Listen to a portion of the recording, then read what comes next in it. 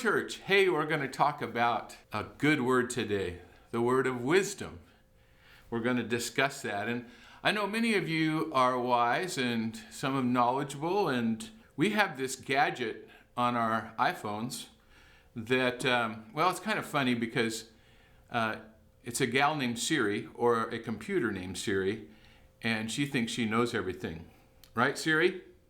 Hey, Siri, can you give wisdom? I don't have an answer for that.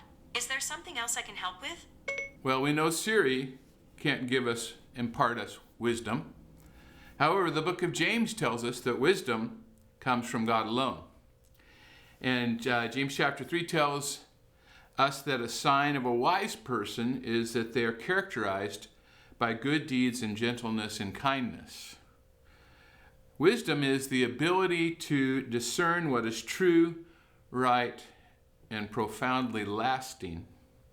Knowledge, on the other hand, is information gained through experience and reasoning. To contrast wisdom and knowledge, knowledge can exist without wisdom, but not the other way around. Or one can be knowledgeable without being wise. I've had the acquaintance of many people that have knowledge without wisdom, namely myself, especially when I was younger. However, just because you're old doesn't mean that you are wise. My friend Henry says that you can be educated but still ignorant. And humorist Will Rogers said, everybody's ignorant, just about different things. Now, my dad, Dr. Will Spate, taught me this simple phrase about wisdom. He said, wise people learn from other people's mistakes. Some years ago, I saw that graphically illustrated when someone mistakenly slammed the door of a minivan on someone else's hand.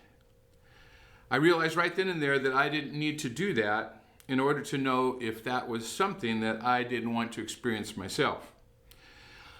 Often owning the blessing of wisdom means that you get to avoid a lot of painful life experiences. Amen. But for us knuckleheads, James offers some hope. He wrote, if any of you lacks wisdom, you should ask for it from God, who gives generously to all without finding fault, and wisdom will be given to you. Seems to me that wisdom and humility are cousins. Humility is one of the main components of wisdom. In fact, Dr. Albert Einstein proclaimed that the more that you know, the more humble that you become. And author T.S. Eliot wrote, the only wisdom we can hope to acquire is the wisdom of humility. Let's listen as Pastor Michael teaches on the practical spirituality of wisdom from the book of James.